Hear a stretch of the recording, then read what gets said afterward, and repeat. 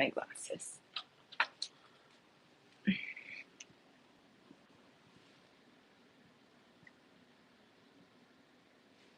Here we go. Hello? Okay, it's working.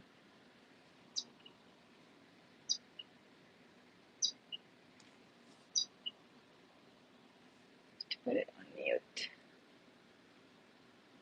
Summer, where are you? Come here. Can you please move closer? Come here. Come here. Come on. Babe, come here.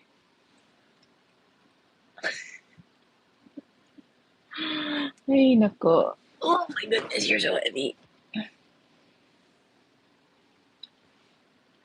Alright. Can I read it? Okay. Is the mic okay? I'm trying a new microphone.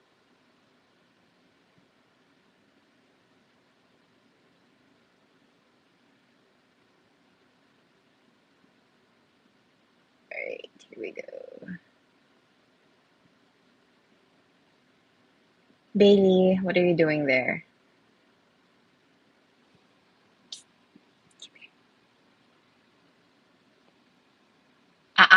That's not your food. No. Come here. That's dad's food. No. Okay. So please feel free to just post all your questions in the comments if you have questions. I have a few already that I collected from our previous post and Instagram. So we'll get on to working on that. I'll also clarify some things about Finn because I think I wasn't clear enough. So let me just finish setting this up and then let's start in 5 minutes. Excuse me.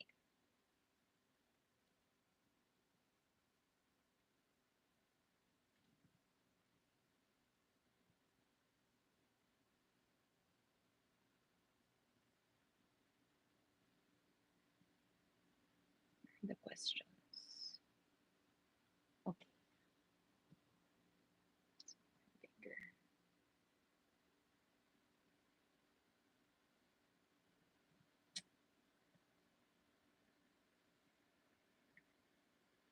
All right.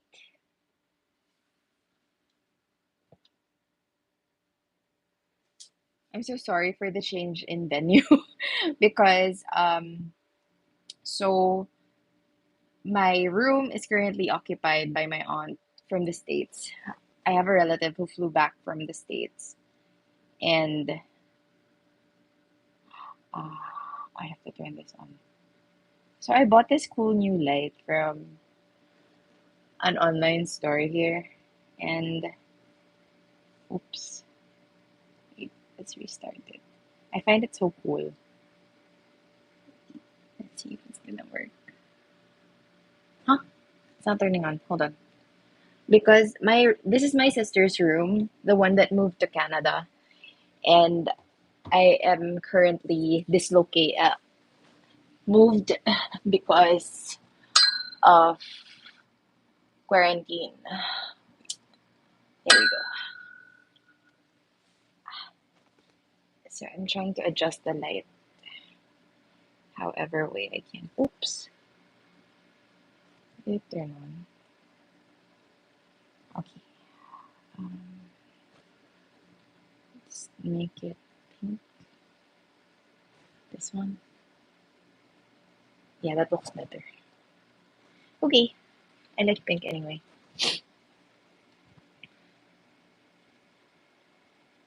Right. It's so cool. It's an app that opens like digital light and stuff. My gosh, technology is so amazing. It can even connect to Alexa. I just haven't had the time to like fix it, but it's interesting. Hi, Karen. So they're here, but they're super lazy. Oh my gosh, Summer looks so dirty in this light. I hate it. But yeah, hopefully, wait, let's try to move it so that you can see the girls.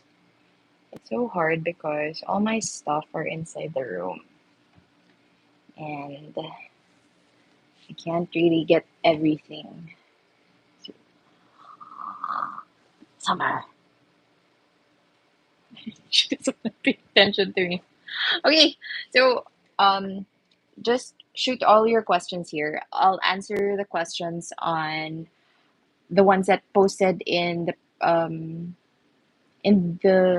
community section that I posted, and the one that we posted on Instagram. Holy moly, why did you connect to my... Okay. Is the microphone working? Because I don't know if you guys can hear me. Let's see. Hello? Yeah, okay. At least the mic is working. All right. Uh, Hi, and thank you so much for joining us again. It's been, I think, 3 months since our last live. I was planning to do, I promised monthly, but um, with what happened with Bailey, it was just a roller coaster. 2020, the last bit of 2021, and um, and then when we entered 2022, my family got COVID, so it was my whole end of the year plans and everything was just thrown to the trash, basically. And yeah, so I finally got to pick up the bits and pieces of everything because I just don't want to talk about those anymore. I know. So my brother just arrived, that's why she's barking. She's everybody's guard dog. So yeah, that's what happened. And then I want to address Finn because everybody has been asking about Finn all the time, and I know it's my fault for not being able to post the vlogs that I promised. It's because originally the plan was Finn was gonna stay with me for at least, I think, 1 to 2 months at the very least, but change the his family was super excited. Basically, my cousin, and he basically just stayed here for a whole week until he finally went home. So plans were literally shattered and everything. I did get to shoot a few videos, but it was not enough for me to be able to stitch up something significant. So maybe I was thinking if any of you here in the Philippines would be willing to, let's say, collaborate. If you have a new dog or a new puppy, and you guys are willing to work with me on something that we can do to help you guys with your own training and stuff like that, or I don't know, um, I can support you with your training, and then it's something that we can post and you can take videos of course, with as much as possible, uh, abiding by the COVID protocols and stuff like that for safety, because I quite frankly do not want the COVID thing to happen again. Because oh my god, for those who didn't, for those who still don't believe that COVID is real, it's real. It was a total nightmare to have. So yeah, long story short, like I clarified in the previous videos and mostly lives, I think Finn is not my dog. He was a visitor. I was just training him for my relatives. Although we have another visitor that will be coming in March. For those who have been following us for our first few ancient videos, which are super terrible and super terrible audio and stuff. The dog that I flew to Thailand for a friend is coming back home. They've been relocated back to the Philippines after 3 years. Um, her husband is moving back, so everybody is flying back. And Kato is officially back here in the Philippines. And they have a few more gatherings and stuff. So he will be staying with us for the first week of March, I think, for 4 days, and then another set of week at the end of March. If not, I think it was May when she messaged me. But yeah, so she'll be here. That's the dog that I usually bike with, so I'm super excited because I have my biking buddy with me. Because these two, um, Summer would be the perfect biking buddy in terms of health, but the thing is, she doesn't like exercise, so I Don't really force it into her. This is the perfect exercise buddy, but the thing is, she has her laxating patella, so I cannot force extreme exercise with her. So Kato was a super fun biking buddy. So if any of you are interested in like biking with your dogs, I can share with you how we go about it. You don't need any particular crazy equipment for that. I just basically use a leash, and it's just another socialization thing that you can do for your pets if it's something that interests you. Of course, it's not ideal for toy dogs, but Kato is actually a miniature poodle, and he's super energetic. That's why biking is the perfect exercise for him to get him tired out. Otherwise, he zooms in and out of the house and up and down, and my mom just goes crazy when that happens. Okay, I hope that clarifies things with Finn. As for the kitty cat, I am in another room, so she is occupying the extra room downstairs because I'm not allowed to put her in here in the bathroom. Yeah, miniature poodles relative to toys have more energy in general. That's why, as far as I know, they're mostly the ones that are used for agility and a lot of active dog sports and stuff like that. Although they do still use the toys, but more often than not, as far as I know, it's the miniatures. Because they're the fastest, in my selfish opinion. That is in no way scientific whatsoever. So, yeah. I wanted to show you guys the kitty cat, but if I bring her here, Bailey's gonna go crazy and she will not stay still and she will bark, and not because she's aggressive or anything with the cat, but yeah, she's gonna go crazy. She wants to play with the cat, but the cat doesn't want to play with her. The cat wants to play with Summer because cats are relatively very calm compared to dogs. So they approach the calm animals, aka Miss Lazy over there. This one is Miss Hyper. Okay, all right, here we go. So please feel free to ask your questions here as much as um, you can, because I get a lot of comments. The thing is, it's kind of hard sometimes to answer some of the comments in words. It's a lot easier to answer them in person like this with further explanation. Because when you type things in words, it can easily be misunderstood. And I can I don't want to write a novel. It's just embarrassing to do that. Okay, so let me go through with I just have five here that I found most interesting because I think the other ones I've already answered in previous lives. I don't want to be redundant when it comes to those things, so that the things we talk about here are value packed. Okay, here we go. So where are the list of questions? I listed them down. Uh-huh. Okay. So one viewer, Miss Gigi, I don't know if she's here, but she said her dog is very excited in seeing other small animals, especially puppies and kittens. And when he or she sees those animals, their bodies are shaking and trembling. Their breathing is really fast and stuff. They're asking how to fix it.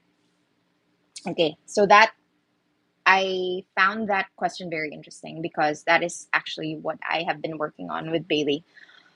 She is a high energy dog that is at the same time fearful because of previous experiences and my own mistakes when it comes to training her as a puppy. And she gets like that with things that trigger excitement for her. The number one trigger for her is movement. So animals in general, dogs, cats, and what are the other ones? Maybe ferrets, as far as I know. The common ones that are domesticated are usually prey driven. By instinct, uh, if we put that in layman's terms, basically they get attracted to movement because their instinct tells them, I mean, in the wild, right? They go hunting and stuff. So things that move gets their attention really fast. Now that drive depends from dog to dog based on their personality and how they are. The prey drive of Summer is relatively lower than Bailey's prey drive, which is why I think Bailey's drive is more of toys and anything that moves, whereas Summer it's more food and quite frankly, I think it's just food.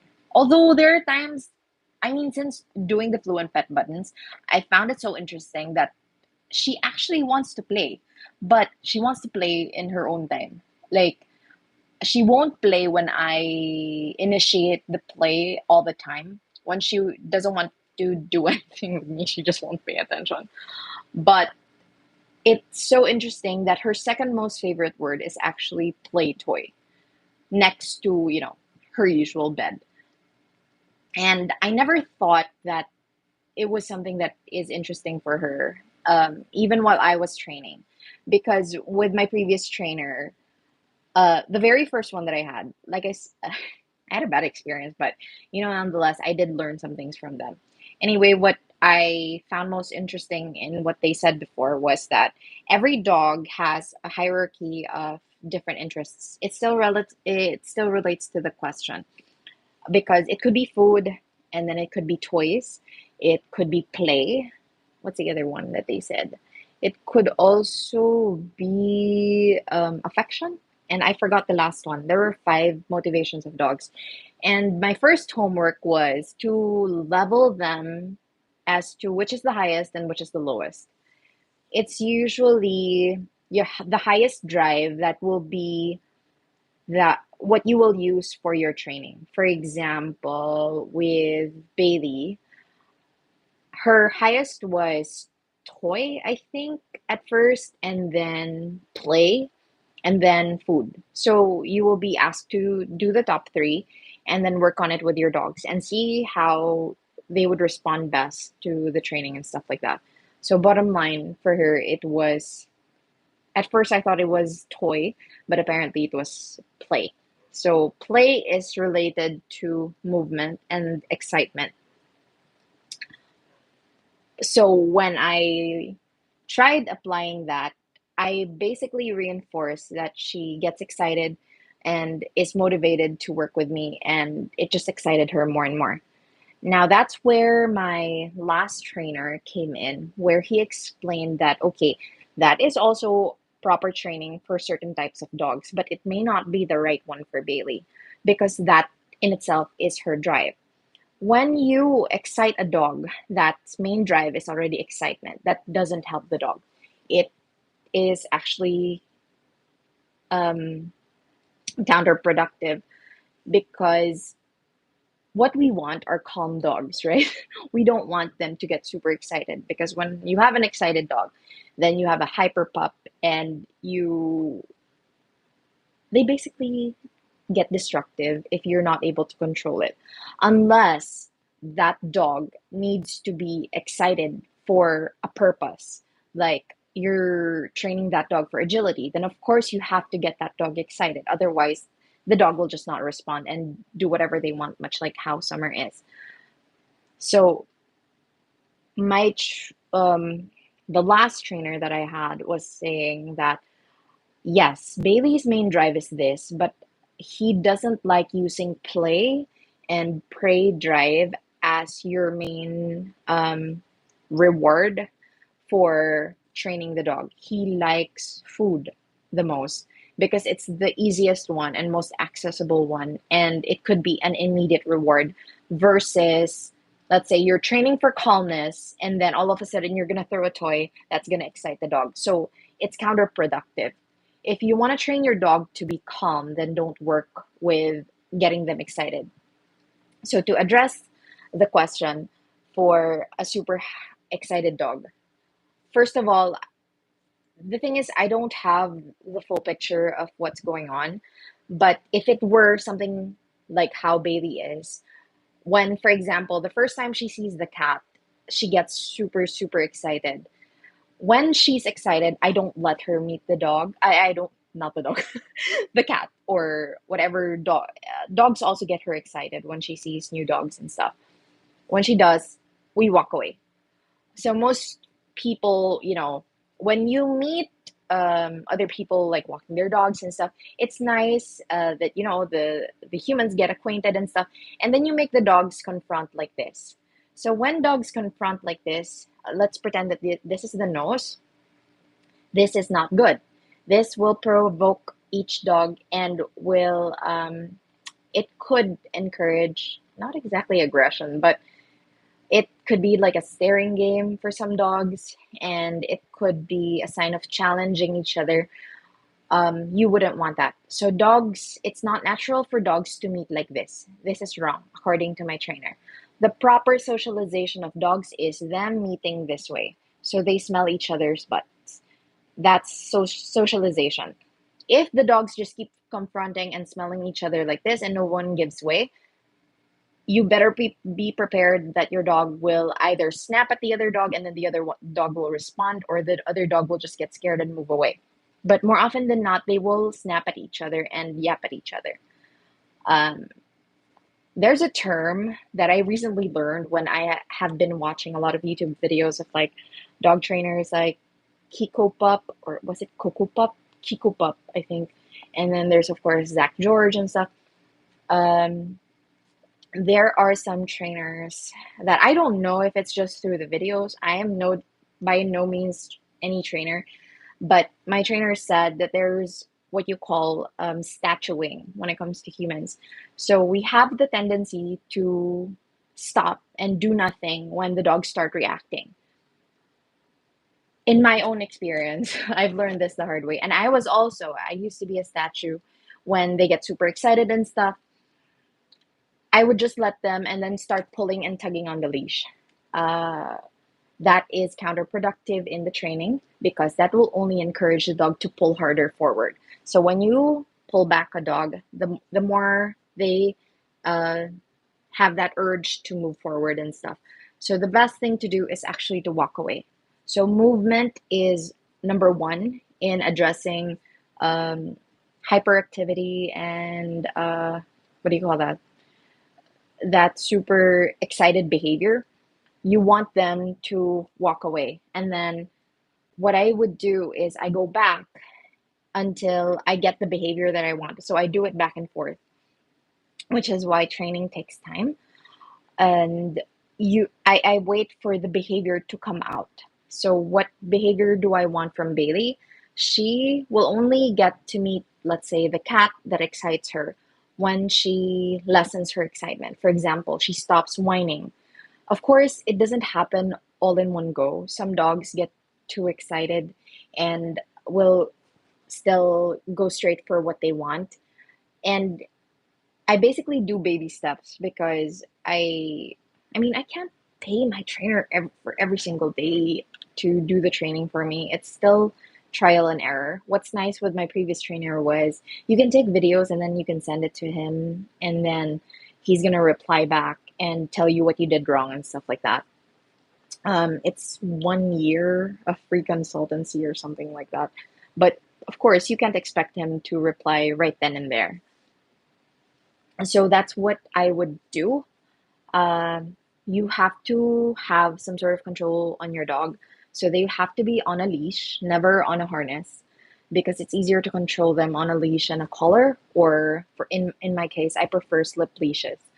So with Bailey, I definitely have a video on this. I'm already editing it, and I will post it how I socialized her to the cat.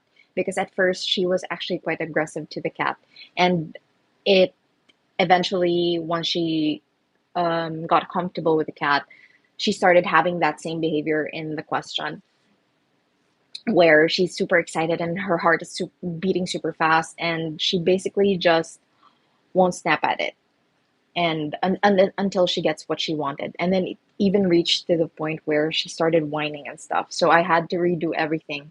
I was even forced to do a figure eight on her snout because with a slip leash, normally they would put it like here around the neck so it doesn't strangle the dog, but it does give you full control of the head. But sometimes it's not enough for certain dogs that are super excited, where they get so fixated in something and they won't be able to give you their attention when they're there. So there's another one where you put it's the same leash, so it's still around here, and then it wraps around their snout as well in a figure eight. That's why it's called a figure eight, and it's easier for you to grab their attention away from whatever it is that they're paying attention to. Some people find it, of course, abusive, but again, it really depends on the situation. I mean, I can't just leave it like that. It's better than, well, I'm not trying to defend or say that this is better or whatever, but the thing is, it's the one that works for me. So that's what I would do. And I don't think it's hurting her in any way, because more or less it's just a follow through of what we have been doing for the last 8 years. But nonetheless, I felt sad that I was forced to do the um, figure eight on her. I never thought I would have to use that on her, considering she's just a small dog. But man, her fixation in the cat was really insane. Um, so that's what I would do if I were in your shoes, Miss Gigi. Put your dog on a leash and then walk back and forth. You have to get them to move, because movement is what distracts a dog. Um, if I remember what my trainer said correctly, he said that dogs usually can only pay attention to one thing at a time, which is why everybody in every single trainer, no matter how good or bad they are, they will always tell you to exercise and walk your dogs. Why? Because during walks, you train the dog to focus on the walk itself and not other things. Of course, during the walks, if they're not super trained, they get distracted, look here and there. But you will notice as you keep doing it, once they know that it's time for a walk, then it's walk. They will not pay attention to other dogs. And it's really up to you also if you want to teach them to ask for your permission first before they, do their business, or they do something, let's say meet the dog and stuff. So that's why I don't know if you guys have watched our posts on some of our social medias where I show you the walk routine.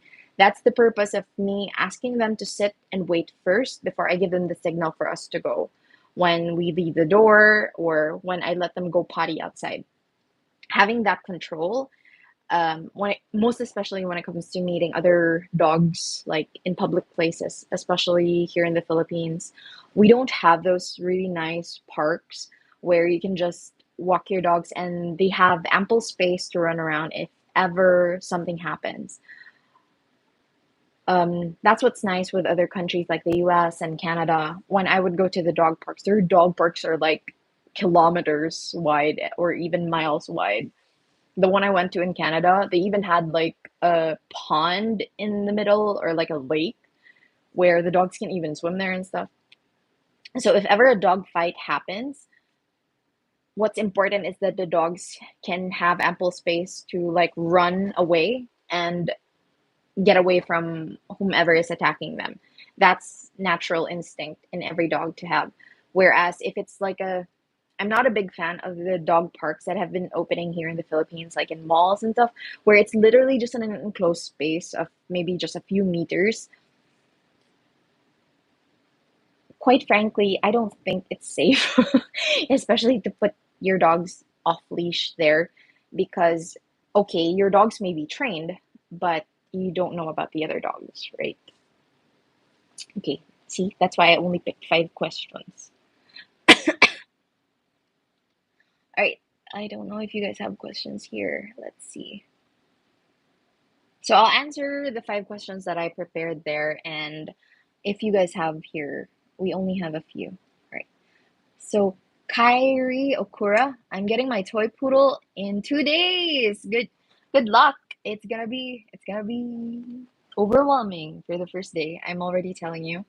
When I brought home the cat, uh, I never felt that way with Summer, and no, I felt that way with Bailey, probably because I was lying to my mom when when I told her it was for somebody else. So I don't know if I told you guys that story already. When I got Bailey, I only told my mom on the day itself that I got her. Like, hey, I got a dog. I nearly got killed for that. Don't do what I did. But yeah. So with the cat, I was super overwhelmed on the first day. But yeah, give yourself time. Don't panic like me. I panicked big time.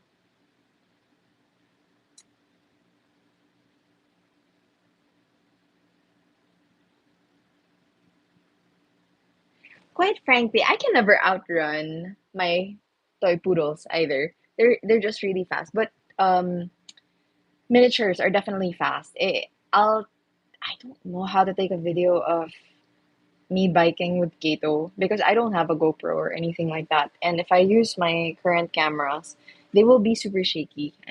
But I will try. But it's so much fun. It's so much fun to bike with your dogs. I never thought I would enjoy it so much. Okay, Miss Mika is asking, "Hi, do you have recommendations? Do you recommend using crate at bedtime with a 2 month old toy poodle? She's used to sleeping in the bed beside me for a week now." Yes, definitely. I cannot emphasize how important crate training is, um, especially for the first few years. For one, because you never know when you're gonna need the crate training. It's easier to train them when they're puppies. It's definitely a sacrifice depending on the kind of dog that you have. I never really had like a super bad experience when it comes to crate training, except for when I got Finn. Finn was a nightmare. I cannot emphasize that enough. I have never met a dog like that. He was howling like a wild child, like a husky, like a full grown husky for like a whole week. Because I thought Bailey was bad. Bailey cried inside the crate for maybe 40 minutes. And I thought that was a nightmare. Oh my lord. Finn topped that off. For a whole week, he was crying nonstop. And I'm not exaggerating when I say nonstop. I felt so bad for our neighbor. I felt so embarrassed that we had a dog like that. Like, well, of course, the last few days it lessened, but nonetheless, it was so hard to break what was taught with the breeder. So they got Finn at 6 months, I think. Yeah, he's just really, really small. But yeah, that was crazy. Because no matter what I gave him a Kong to calm him down inside the crate. What else did we do? We put toys, we played with him all the time inside the crate. But nonetheless, he would just keep howling, especially if you don't give him attention. It was a total nightmare. My God. But yes, please. I understand how exciting it is to like sleep with your dogs, and it's super cute. My gosh, especially when they're puppies. But I would highly suggest that you crate train your dog. It's important. Once they're used to it, it doesn't have to be like a whole month or anything like that. So long as they're fine with it, go for it. Crate training, go for it. And then, okay, we have Miss Huang. I don't, please forgive me if I mispronounce your names incorrectly. Huang Nguyen? Should getting another dog help with my dog's separation anxiety? And please share your tips with separation anxiety. Ah. When I got Summer, I never planned for a second dog. And she didn't necessarily have separation anxiety with me yet because we had house help back then who was a crazy dog lover to the point that my mom hated her because she was taking care of Summer more than taking care of the house and us. So,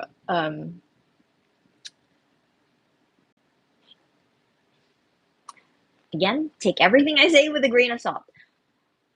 I am full support in having at least two dogs or let's say two cats. Pets having a companion of the same species. I never understood the benefits of it until I experienced it. So my All my life, we've actually had dogs, but we've only had one indoor dog before the two girls. And that dog only became an indoor dog because it was given by my childhood friend, who's also super good friends with my parents. And when they told my parents that it's an indoor dog, of course my parents couldn't say no because they're always in our house and stuff. So they would get caught if they didn't bring the dog inside the house. But our other dogs are usually just guard dogs that my parents would put on cages. I mean, I didn't want them to be in cages, but the thing is, I was a kid and, I don't own the house.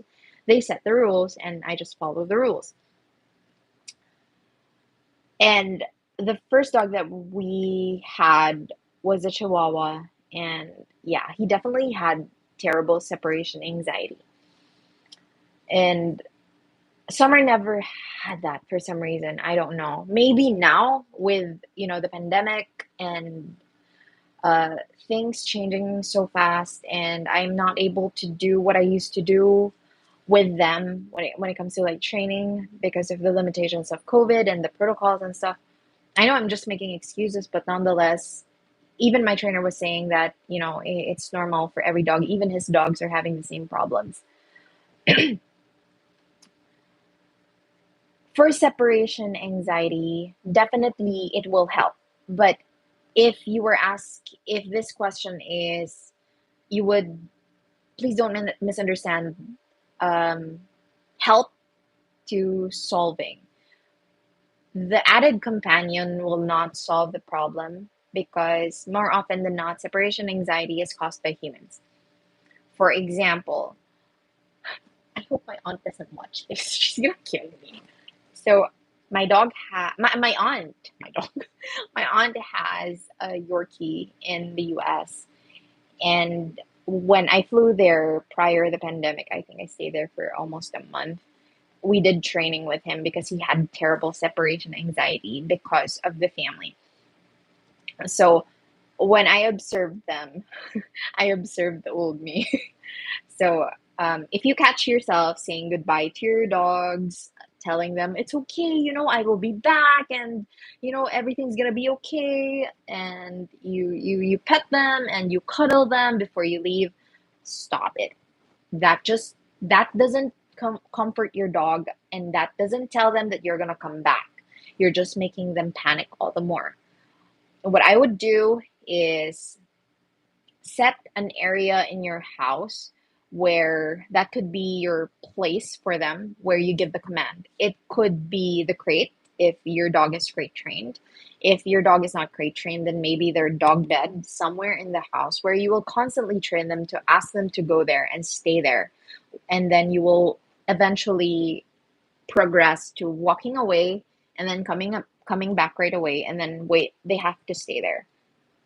I know it's kind of hard to implement alone.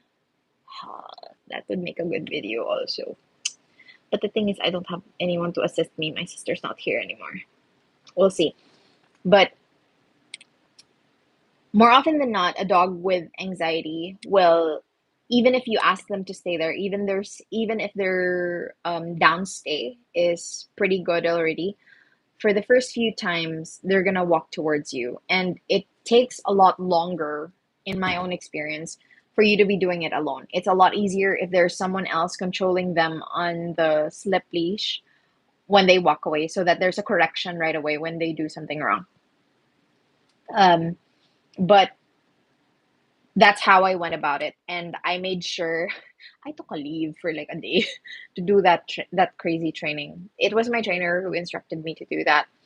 um, they have a place where I would train them every morning. In the beginning, I leave treats and give them their food there, make that place a super positive experience for them.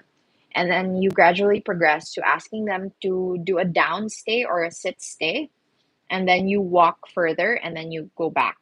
And then eventually you slowly build the distance until finally you will walk out the door and supposedly they will stay there. That's one training that you can do for separation anxiety. That super helped with Bailey separation anxiety with me, most especially when I will take Summer only and then she has to stay behind. For example, for vet trips and stuff like that. Another thing is to definitely stop saying goodbye to your dogs. They don't need for you guys to say goodbye to them. Um, Act as if it were just a normal day that you stepped out and that's it, and then come back. Never greet them with a, "Oh, it's gonna be okay. I'm gonna be here." To a dog, they don't interpret that as a human comforting them. It's just you making them panic. And I've said that over and over again. Our way of communication, please don't compare it to how animals communicate. They mean two separate things. How we say things, they will never understand unless you teach them what it means, which is why I was so fascinated with the Fluent Pet buttons. I am in no way sponsored nor working with Fluent Pet. It's just that I really like the product. Although there are downsides to it. Like, I don't know, they could still work on the actual product itself. I don't super recommend it, but I also recommend because it's the only thing that really works for small dogs. The other options in the market right now, they have a hard time pressing them, and it's only Fluent Pet that has a product that is easy to press for toy dogs. But if you have bigger dogs, I personally think Learning Resources, I think that's the name of the brand. The ones used for kids is currently a better option until Fluent Pet maybe develops better ones because the set that I have, I've already had like around I think 6 or 8 that broke down. Although to Fluent Pet's defense, when I emailed their customer service, they immediately replaced the button. So it's really no big deal. It's just that I'm quite disappointed. I'm partially disappointed because I was expecting a little bit more better quality, but it doesn't go for all the buttons. Like maybe let's say 60 to 70% are really really good, and then there's still the bad ones. Maybe it's I don't know quality control, but I can't really blame them either. They have no full control of what's shipped to them or by their suppliers and stuff. And I understand it's also hard because they ship thousands of buttons and they're super small, and you really can't test them for because they break down randomly. Some broke down after a day, some broke down after like a week or two, or maybe a month. So it's weird. But I'm super happy with the results I've been getting. I never expected that I would get results this fast with teaching them how to talk. I know you guys only see me posting videos of Summer mostly. It's because Bailey rarely uses the buttons. But if I do initiate like a sit down talk with her, she does respond. She just hasn't like formed her own sentences. Partly because I think she really isn't a demanding dog, and I feel like um, she has more respect for me than Summer. I think I failed when it comes to training with Summer because I've been watching a lot of videos as well that says, and it's pretty consistent all throughout, both on TikTok and like on YouTube. People are saying that if your dog invades your space and you cannot control completely how they invade your space, then they think that they are a little bit higher than you or they're on the same level as you. And I think that's pretty much Summer because more often than not, I give in to her. So, yeah. So, you can start for separation anxiety. Start with acting as if it were just a normal day when you leave, because that's a good start. Never give eye contact. Don't say hi, hello. Oh, that goes also for when you come back. Don't greet them. Walk in as if you've just been there on a normal day, like as if you never left them. Because that way they won't associate you coming back and you leaving at the same time as something majorly different. And it'll help lessen the separation anxiety. But What will really work is that sit down stay for in a place. But I know it's hard to digest, especially if I'm explaining it like this and you don't see any visual. I only really learned it when it was like a face-to-face thing. Maybe we can do a live demo of that because I really have to work on that also. The thing is, I don't know how the camera will be able to pick that up. And it would be nice if it's interactive. The thing is, we can't do that on YouTube. I think we could do that on TikTok or like Instagram. If you guys are interested in that, do let me know. But we'd have to set a date that's in the morning here because I cannot go wild here. And not to mention the lighting would be so bad. It'd be hard. So we can definitely do that. That would be fun. Okay, next. So the other question there was also separation anxiety, and we answered that. So let's skip to the next one. Oh, okay. Shay Buta's Bakery. Hi, how do you I stop separation anxiety and extreme need to whine and cry all the time? Same thing. I can give you the easiest but also hardest tip that you can start with, like right this instant, for dogs with extreme separation anxiety with their owners. This was my hardest homework, but also easiest homework from my trainer. Um, Try this, and I swear it's gonna make a major difference for your current issue. Ignore your dog for a whole week, meaning no petting, no eye contact, no hi, but they will still be there. Like they can sleep with you, they can follow you, they can be with you, but you cannot carry them, you cannot pet them, you cannot make eye contact, and you cannot talk to them unless they're calm. So if they whine, walk away and ignore them. If they scratch and ask for your attention like that, you don't pay attention, you act as if they're not there. They will bark at you. If you can't tolerate it anymore, walk away. It did wonders for me. Um, in just 3 days, Bailey stopped whining.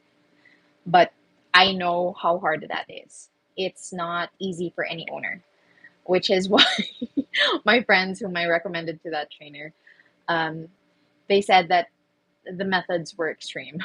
But I tried it because the whining just has to stop because it was already reaching the howling point and my mom was going crazy. But it really worked.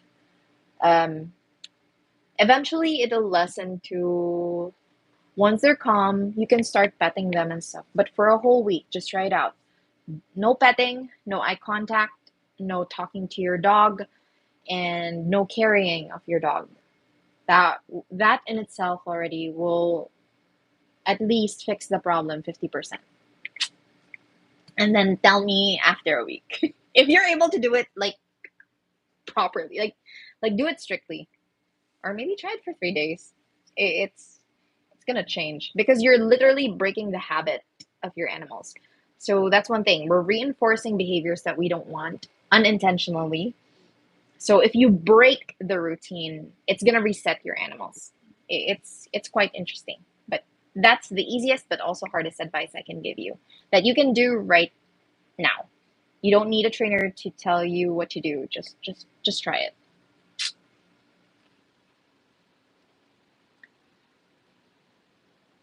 Okay, we have Erica Louise Miranda. Hi, have you experienced reverse sneezing with your poodles? Oh, yes, definitely. Very often with Bailey. Summer, rarely. Reverse sneezing happens if it's a medical condition. Always, always, always seek your vet's advice. I am no vet, and YouTube will not help you.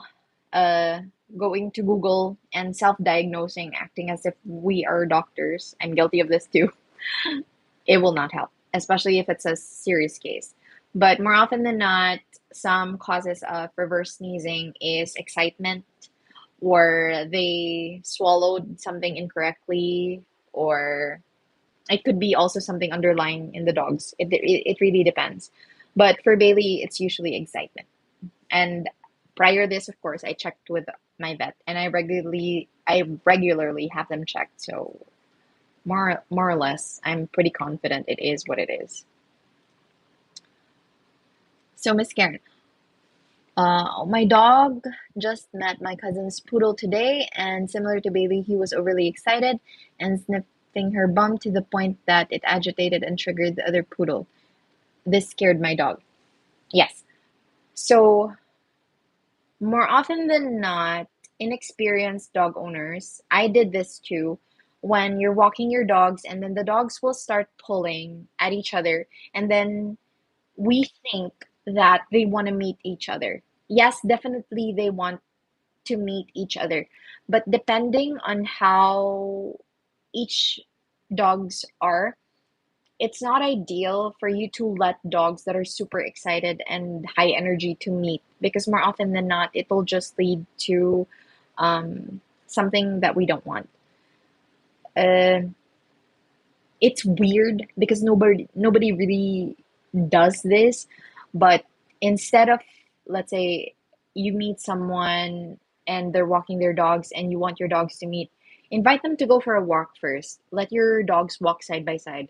The dogs will focus first on the walking, and then later on, once they've settled and smell each other, you can let them meet, and then you will notice instead of doing this and pulling on the leash, they will pull to do the circular motion like that, where they would smell each other's butts. And then after that, you can let them do what they want because they've already gotten the scent of the other dog.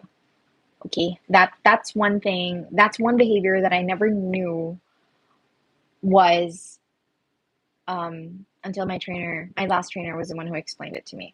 So it's also really important for us to learn, the basic behaviors, social behaviors of animals, like um, for example, the ears, the ways dog communicate would be the dilation of the eyes, which is super hard to tell unless your dog is like a husky, where you can see the pupils and stuff like that. But nonetheless, you will see the fixation and stuff. The easiest would be the ears, the tail, and the licking of um and the mouth. Sorry. Oh, that would make a good video too. I never really thought of this. Oh no, I've thought of these before, but the thing is, I'm not a trainer and I don't want to post incorrect information. I'll see if I can do like a collab with my trainer if he would be open to it, but he's too busy and it's so hard to work with him when it comes to these things. But maybe I can ask him to write them down so that I won't say something super stupid and incorrect. But for example, when the common behaviors. When the ears are standing up like that and your dog's mouth is closed, that's not a good sign. That's a sign of either excitement, agitation, or your dog is preparing to pounce on something. That's them focusing on a prey. That's where prey drive is super high. I don't know how to call it, but it's not a good sign. A relaxed dog has to be, their ears are, instead of standing like that, it's kind of down, but not completely down like that because that shows fear. So it has to be in a relaxed position, and then the mouth is half open, and then the tail is wagging. Not wagging down like that. So the tail is like this, right? There's wagging that's up here, and then there's a wagging that's kind of in a 45-degree position like that, and there's a tail that's wagging going down like that. You would want the neutral one like that. If it's all high like this is super high energy, and it's not good to let dogs meet when they're like that, or you don't want to give them what they want when they're like that. Otherwise, because okay, it escalates. You have energy. When the energy goes too high up, and then it triggers the other dog, it leads to aggression. So that's why, I don't know if you guys are familiar with Cesar Milan. He's all about calmness and my trainer kind of follows. It's so funny when he says it, but we want calm dogs. I know for some trainers they don't agree with it. I'm not saying I'm promoting Caesar Milan or anything like that, but in my own culture and my own lifestyle, I want calm dogs. I know for some trainers they don't agree with it because it's unnatural, but the thing is, for me to have a dog that I can keep in this household, the dog has to be calm in some way that is acceptable for the humans that are living here. It's either that or a homeless dog. So I would choose something that's a little bit unnatural for them. And of course, I will not force the behavior. I will ask for the behavior and then mark it and then reward it so that they will keep doing the behavior that I want. So again, whatever floats your boat, whatever works for your culture. We all have our own lives to live, and just pick out the bits and pieces that work for you. If people have a problem with that, tell them to live their own lives. Don't dwell on negativity. There's so much negativity in the world. Okay, so Vincent Anthony, hi. I hope you're having a great day. Oh, yes, definitely. Thank you. I hope you are too. Okay. Hi, Amy. Thank you for dropping by. I don't know if you're still here, but here goes asking your question. She's asking, when do I know that my poodle is feeling that he is dominant than me? Oh, this one's very easy. Um, One is barking at you when they don't get what they want. Asking to sleep on your bed without your permission, like they will go straight there, and they will invade your space. Invading your space is number one. What else? Um, Feeding. They will not eat the food that they don't want that's presented to them on the plate until you give them what they want, or asking you to carry them all the time. Those are the common signs. And let's say if you're trying to pick them up or you're trying to make them do something that they don't want, they will snap. That in itself already shows dominance. And usually, Summer actually regularly does that. She challenges me. And if I don't respond in such a way that um, will keep my position in the pack, then no. Actually, there have been new studies that dogs live in not necessarily packs where there's a hierarchy of like the alpha and the beta and stuff like that. New studies are saying that they live in family groups. And it's usually paired. This is based on the study of wolves. They have the parents and then they live with the kids. And then, of course, the dominant ones would be the parents. So I think that follows through with the newer notions of or claims of pet parents rather than pet owners. I don't know, that's just made up for me. Not the part of the wolf, but the pet parent thing. Okay, it's really frustrating because he keeps on biting me and really bites me so much. Biting doesn't necessarily uh, show dominance. Rather, it depends on the age of your dog. If it's play biting, then it could just be that play biting, you tolerating the play biting. I have a video on play biting already. Please feel free to check it out. If you have other questions, how to go about it, let's see how we're gonna be able to do it. But yeah, when the dog play bites for me, normally we would try to shake it out, right?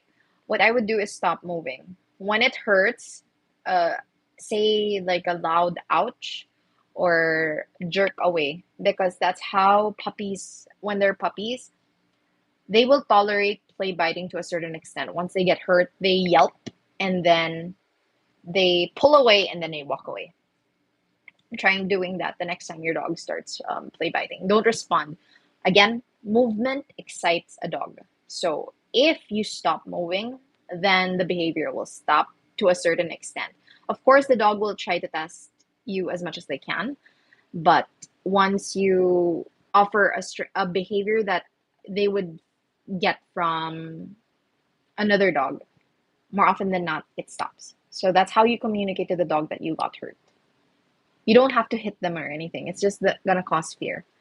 Um, I learned that from experience with my first dog, and I'm super guilty about it.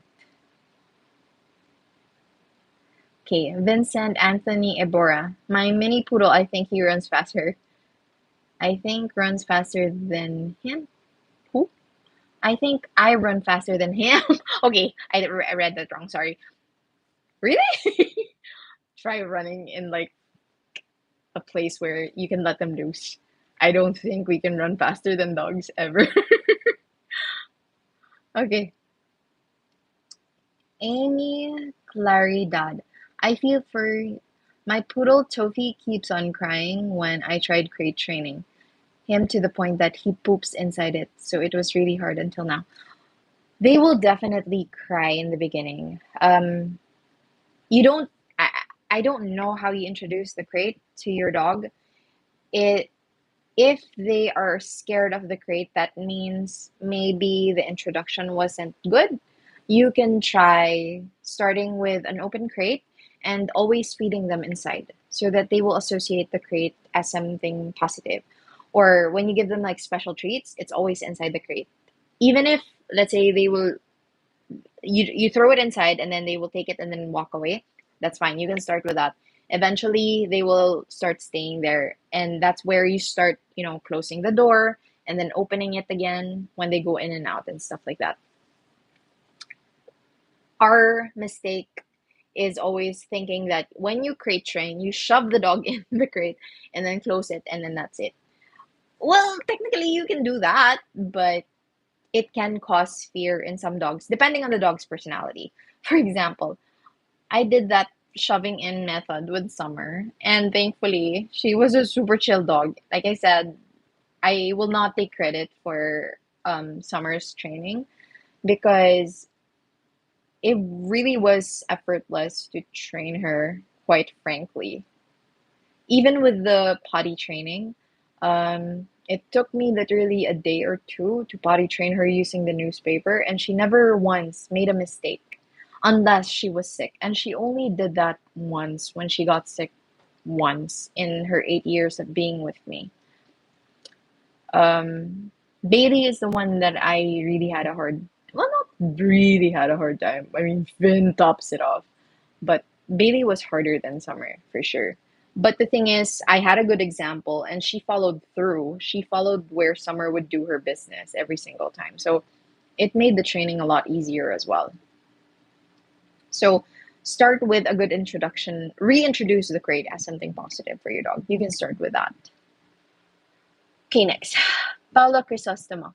Hi, Poodle Mom. I have a 3-month-old toy poodle. I strictly feed him at 5 a.m. in the morning and 8 p.m. at the evening. He will poop in the potty trainer after meals, which is good. Okay, that's good for you. And my problem is, sorry, I lost it.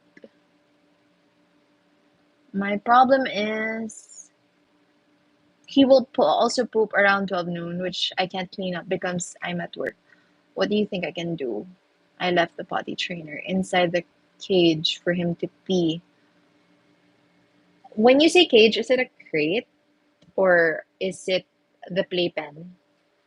Because how did I do it? Because I also used to leave Summer. Okay, again, Summer is not the perfect example for potty training. Bailey would be, but Bailey would only literally poop and pee where the potty area is, where the smell is. I maybe I'm not sure.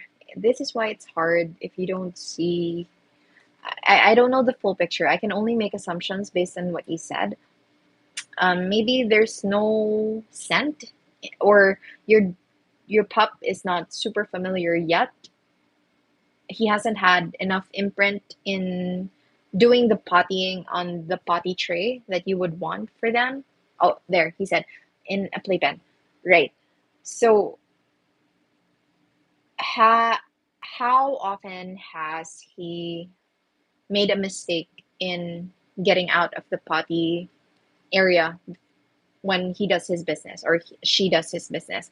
Because when I do the potty training, for example, my method was leaving the smell on the potty area where they do their business for a few days. With Summer, I only did it for a whole day. And the next day, I had to replace it because it was stinking up the whole house, and Mom was so mad. When I laid the newspaper accidentally on another area, Summer just dashed towards the smell of the newspaper and peed right then and there. So that for me was already a sign that she was ready and she knew where she needed to go. She was looking for the smell of the newspaper right away. And when I saw that, I started putting different newspapers around the house, and 100% she just kept going straight to the newspaper. If if you want, you can restart it by putting pee pads all over the playpen again. You start with that while you're at work. And then, more often than not, your dog will only poop and pee in one area. Observe where, and then put the potty tray that you want there where they usually go to, because you want to follow what drives your dog. And normally, even if they're inside the playpen, they won't just randomly pee and poop every single area in the playpen unless there's already a scent. So you would have to do cleaning up as well. Um, Try the method where you will cover up the whole playpen and see first where your dog would be. Just pray that your dog won't chew on the uh, potty things, because that was the problem with the newspaper training before with Summer. Once I knew she already was potty trained, I started seeing that she was chewing on um, the newspaper. I removed the newspaper and I started introducing her to peeing in the garden by using the newspaper as the driver. So I left the newspaper on top of the garden, and then after that, she just started peeing in the garden. She no longer pees inside the house. The thing is, she has her own way of opening the doors. She can open the doors, so she can go in and out herself. Nobody has to do it for them. So well, I mean, I know it's not the case for everybody, but it's one thing that you can also teach poodles. That's how smart they are. I'm sorry, I hope that helps. Okay, Alan. Vor You're bored? Okay, you don't have to stay here. Okay, Daydream Marie B. Hi, Poodle Mom. Your vids have been very helpful since I just recently got my toy poodle. I just want to ask if you have any recommendations for anti-tick and flea sprays easily available here in the Philippines. Okay. Hi, thank you so much for watching the videos. I truly appreciate it, especially the old videos that are terrible. I'm trying to remake them if possible, if I have time. But thank you so much for supporting the channel. No matter how little we are, it's really nice. This small community that we're building, positive pet parents and stuff.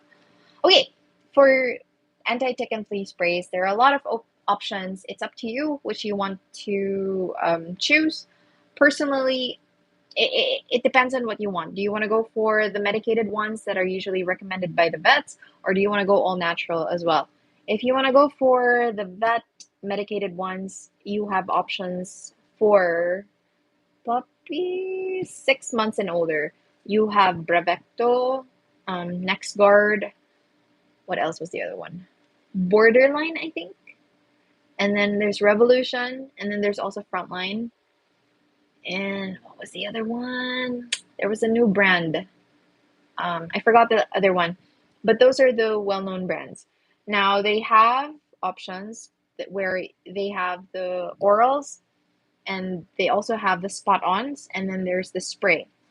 The ones that have sprays, I think, would be, excuse me, frontline.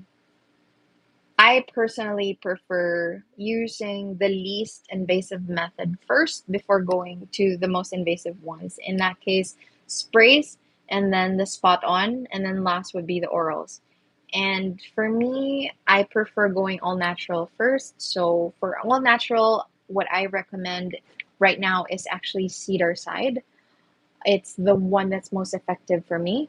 But another option that you have is Wonderside. Wonderside works well enough. I think I don't know if their formulation changed, but for some reason it hasn't worked as well as before, which is why I tried out Cedarside.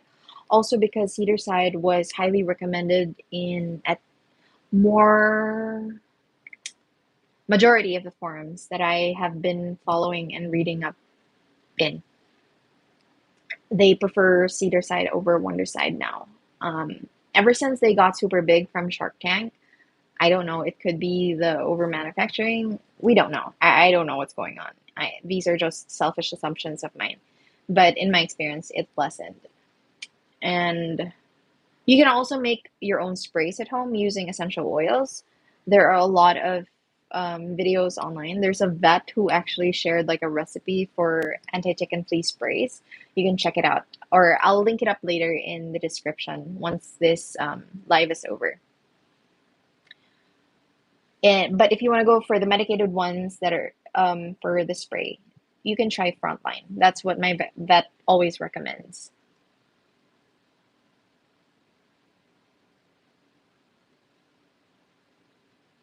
Thank you. I'm glad the information is helpful. Okay, we have Hashim Kwasim. I'm sorry if I pronounced that wrong. Hi, I want to get a poodle soon. I'm a student and I live in a small studio apartment. Would that be okay? In my opinion, regardless of what kind of living conditions you have, toy poodles are fine so long as you have time for them. I understand that being a student is hard. I've been through that, and I never I never really got summer during. Yeah, I was already working. My first salary went to summer, and balancing her with work was doable for me because, like I said, we had house help. But um, as a student, I honestly think it's doable. I, if I had the money, I would have gotten the dog because I think relative to working, I had more time as a student for my own pets than when I was working. But it's definitely doable so long as you put your mind into it. But just be ready for the extra expense. It can get quite pricey because you don't just pay for the dog. It's really the maintenance that kills you. But go for it. Angie A. Are your dogs mixed or full poodles? They are 100% poodles, purebred poodles. They have, what do you call that? Dog certificates, like the birth certificates where you get from kennel clubs. It's no guarantee, but I did like a DNA test on them and they are 100% poodles. But like I said, here in the Philippines, and they came from puppy mills, this could be taken the wrong way, but please, I hope as much as possible I ask for your kind understanding. I am not saying that breeding is the only way to go, or like uh, doing the dog shows and stuff and following the proper breed standards and stuff are the only way to go. But I support um, proper breeding practices. They are poodles for a reason because they were selectively bred to be a certain way. And if people will just randomly breed without understanding how they should be bred, and it's not just the physical looks, you have health, you have temperament, and then of course the physical standards of what a what a poodle should look like. More often than not, the breeders here they don't, it's so hard to make judgments, but I just have to. Most of them don't know what they're doing. They're just breeding because they say that it's passion. And I totally respect that. I also had every intention in the past to breed my dogs. The reason why I got a girl was because I wanted to breed it and have puppies. It was very irresponsible of me. But quite honestly, I never did it because once I took care of them, they became like my kids. And I just didn't have the heart to turn them into like a breeding cow that I will make money of for nothing. I did try to breed Summer for purposes of keeping the puppies myself, but the thing is, it did not work out. So after trying for 2 years, I spayed her because there was just really no point to it.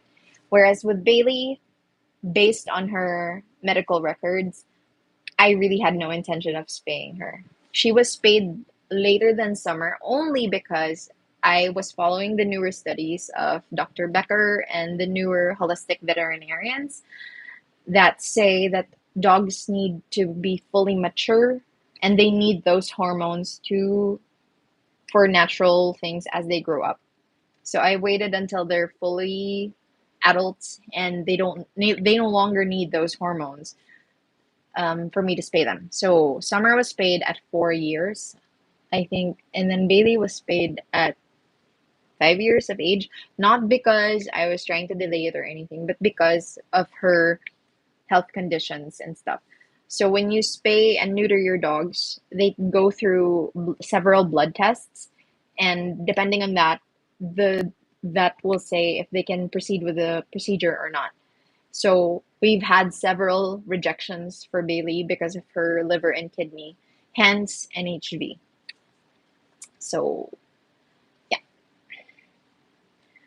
breeding. The reason why Summer does not look like a poodle is because she is shorter and she's relatively longer. She looks more like a Bichon Frise. I'm not sure if you guys are familiar with that breed, but those breeds are relatively more stubby and their features, their paws are relatively stompier and thicker than poodles. Um, Summer only looks like a Bichon Frise because of her coat, but Bichons are 100% white. Summer is a cream poodle with an elongated body. But if you will see her legs and all her other features, they exhibit the poodle. And the reason why she looks like that is because of improper breeding practices. And quite frankly, we really have no control over genetics. So even if, let's say, the best breeders, they could still have puppies like that so long as the parents would have those traits in their genes. So, but well-bred poodles hardly ever produce super elongated dogs. Usually the deformities come in the teeth, and those are the ones that are rejected for dog shows. Now, there's for me a wrong connotation to showing dogs. In my opinion, I like showing dogs not because for like the frou-frou cuddly and like showing off and stuff like that, but it's to compare your dogs to the standard. How can you say that you're improving the breeding line or maintaining the breeding line if there's no place to compare? I understand that it's not good to compare. I don't support comparison. Like I hate comparing people. Like they're better than this, they're better than that. But the thing is, when you want to maintain a breed standard, of course you have to have a point of comparison. How you can never improve if you don't see your mistakes. And that for me is the purpose of dog shows, at least the proper dog shows, because there are also, it depends on the breeder. There are breeders that are just doing it sometimes for the money. But the really, really good ones, and I've met really great breeders as well, but the thing is, they don't breed anymore, who breed to improve the breeding line. And those are the ones that you want to follow. And the best place to find them is in the dog shows. That's the way to go. But again, there's no guarantee that it'll be 100% a foolproof thing to get from a show breeder. They still have no control. None of us are gods, and we will never know. But definitely you lessen the chance by at least a 50 to even 70%. But if you just and if we keep supporting these puppy mills, they will just keep getting encouraged to do whatever they're doing because they're making a bang for their buck. So yeah. Hi, thank you for staying, Amy. All right. I really think what was that? Oh, we have a few more. I really think that he's feeling dominant than me because I removed my bed frame from him so he can lay with me. Whenever I lay on my bed, he keeps on biting me even when that's probably seeking your attention more than dominance. Try the method that I shared. Ignore your dog for a week. Just try it. It works. I swear it works. It's hard, but it works. Hello, Eric. Nice to have you here. Okay, Erica, Louise, Miranda. Just curious, do your dogs need to potty in the middle of the night? In the middle of the night, no. But sometimes in the middle of the night, yes. But they wake me up to do their business. Summer will jump off and will make a loud ruckus to scratch the door and bang the door if I will not wake up. So yes, I wake up. But usually it's early in the morning, around maybe 1 a.m. or 4 a.m. It depends. That's why I make sure to potty train them before we go to sleep. But when I forget to do that or I get lazy, the consequences, they wake up in the middle of the night to go potty. But it's usually just summer. Bailey doesn't even go down. Also, I watched the videos on how to stop biting. Currently, it's not working at all, but I will still try. Hmm, okay. It should work, but it's probably the thing is there's what you call timing in dog training. So most trainers will tell you that Cesar Millan, the reason why his methods work like instantly, much similar to the trainer that I had, their timing is impeccable. Like it's on point. When we make corrections to dogs, it has to be the proper timing. And that's why I recommend getting trainers. It's hard to learn it online.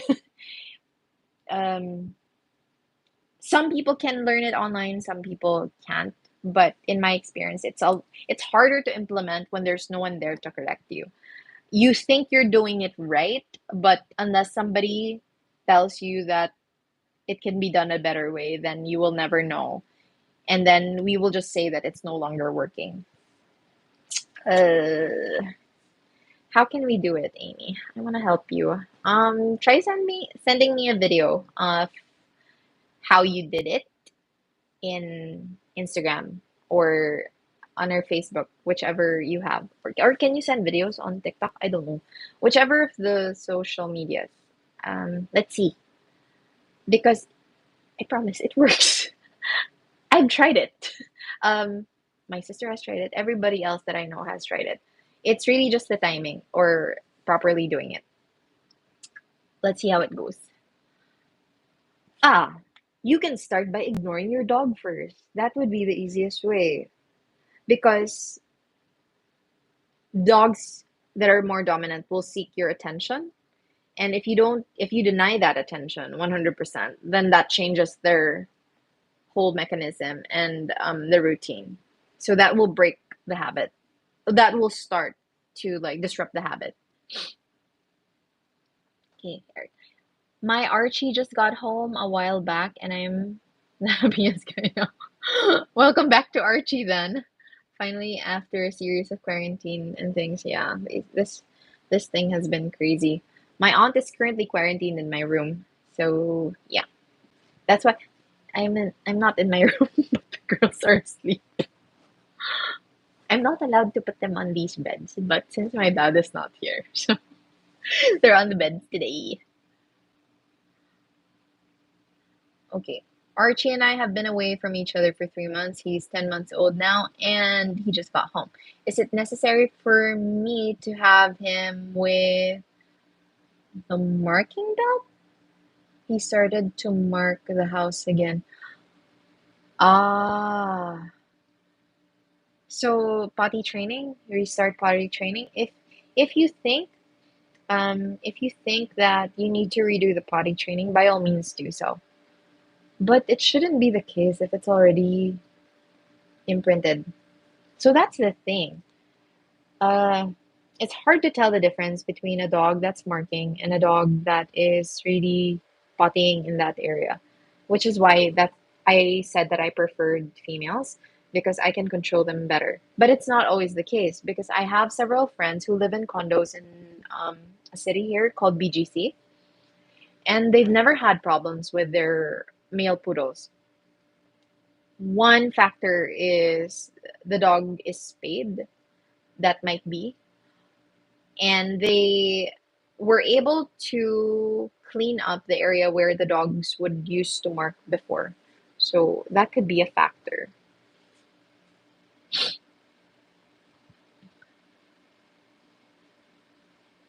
Okay, Nicole Andrea Kaluag. Hello. What are your thoughts on breeding? Not to sell, but to continue the line. Like to make sure we have their kids and stuff. My dogs are 2 and 3 years old, and boy and girl.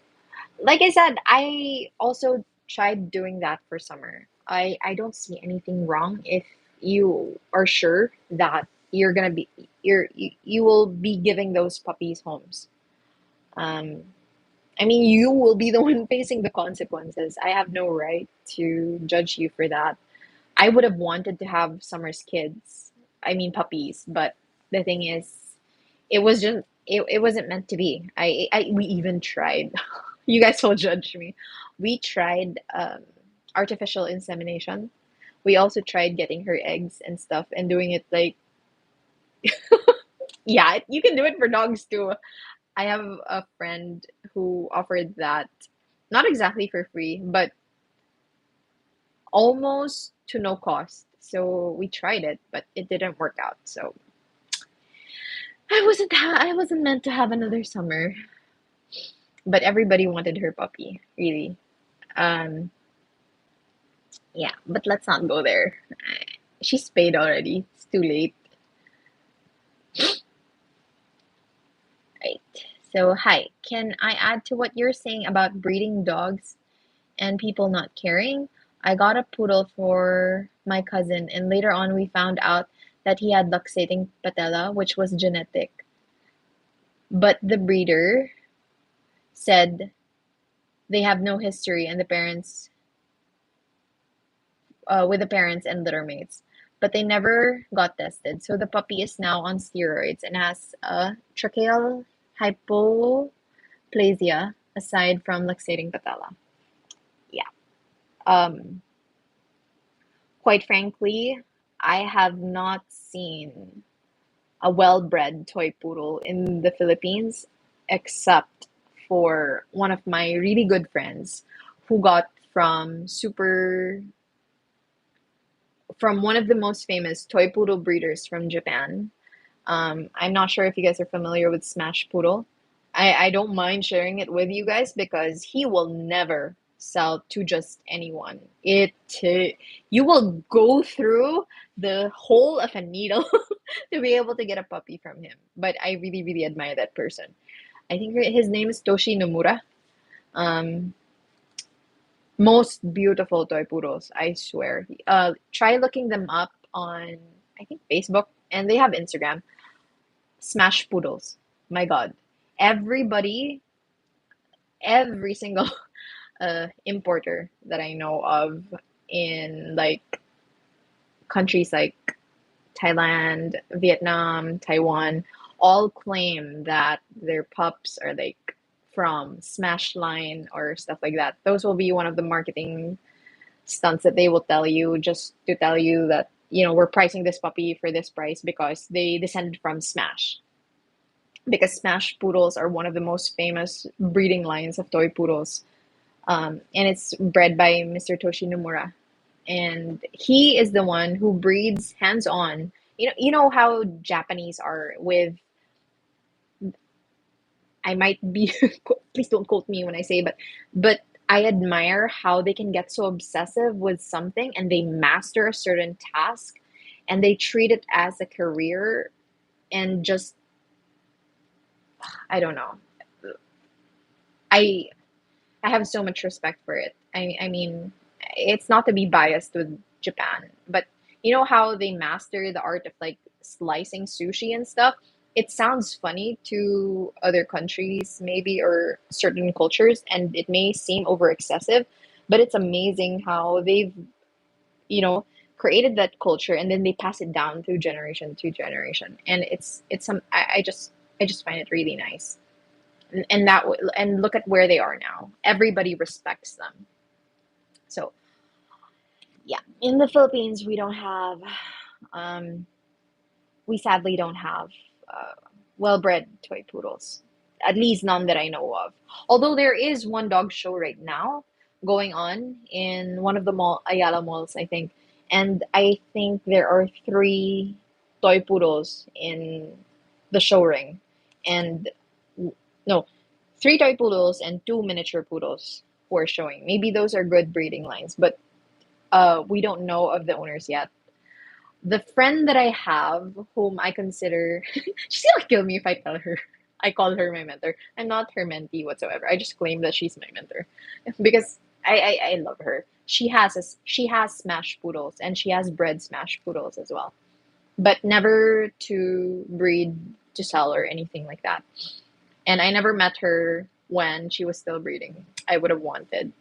And she said, you know, if we met, I would have offered you a pup and stuff. Too late. But it's not meant to be. So, yes, you have to be careful when you get pups here in the Philippines. Everybody will just say that imported and all those things. Just because a dog is imported doesn't guarantee that it's a good breeding line. It's a definitely new line that they've brought into the country, but you still don't know where they got those pups. And then they only get one and they will still breed it with the current ones. So the breeding line gets diluted. Yes, there's an improvement in the breeding line, but nonetheless, you still have this. So it's a 50-50 chance. And then once that is bred, that pup will be bred with another breeding line that's already within the country. So that dilutes the good lines.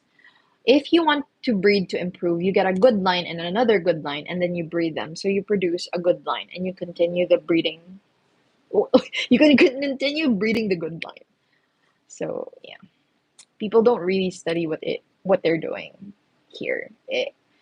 Breeding here, sadly, people do it mostly for money. I have aunts whose really good friends is breeding, and I've seen their house, and their houses are nice. Don't get me wrong, but I just really don't like dogs in cages, and I want to breed in the future if I can afford it and if I could do it. I even have intentions of hopefully, if things go well, I'm planning to take veterinary medicine. This age, I don't know. We'll see if my finances can handle it.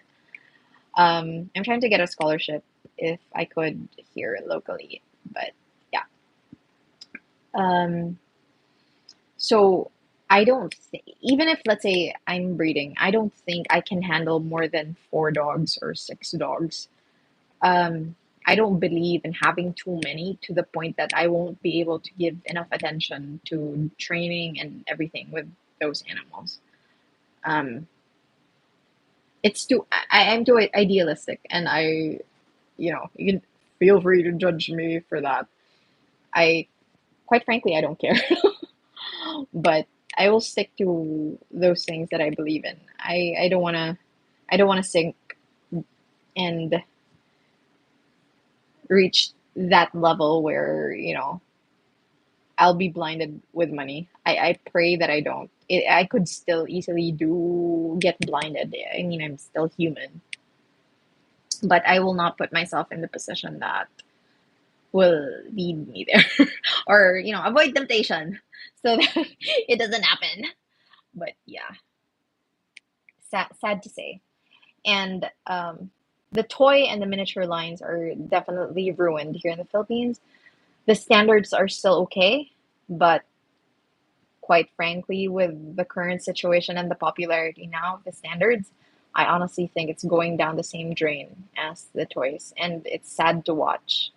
My friend and I are constantly in touch when it comes to that, and we were crying about it the other day. Like, wow, really.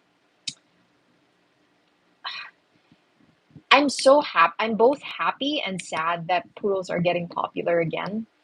I'm happy because, I'm so happy that people are finding the same joy that I find in having poodles.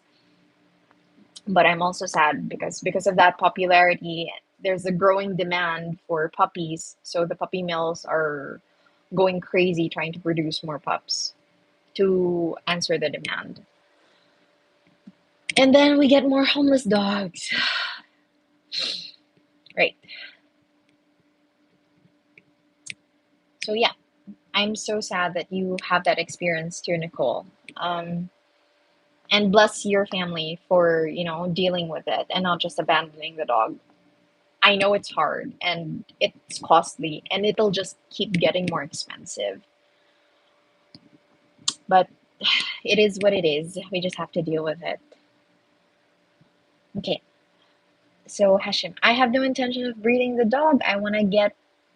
That's why I was looking into a male dog because I thought it would be easier to neuter them. But I found the perfect pup who is female. Should I spay her?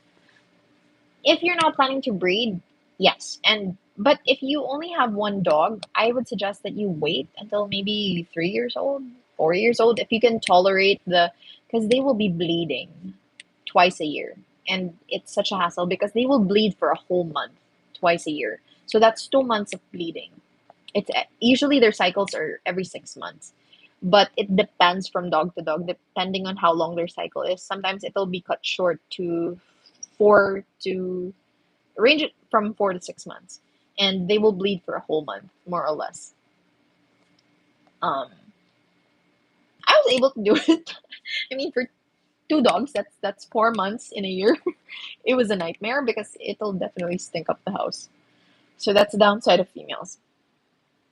But if you can tolerate it, just make them wear diapers and stuff. It's not so bad. It's doable. But yeah, definitely spay them at the right age. You can talk to your vet about that, but that's what the holistic vets are recommending. If you don't need to spay them at a very early age, because vets will spay them as early as I think 6 to 8 months. Those are the ones that Dr. Becker and the new holistic vets are discouraging, highly discouraging. That's far too young. Yeah. Hugs and kisses for Summer and Bailey. Yeah, the girls say hi, but they're, even if I do this in the morning, quite frankly, they will still be sleeping like that. They're not active dogs, even as puppies. Well, unless maybe we're outdoors, that they would be more active.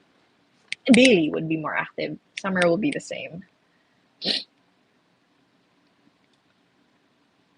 Okay. Ooh, let's go through this as fast as we can. Um,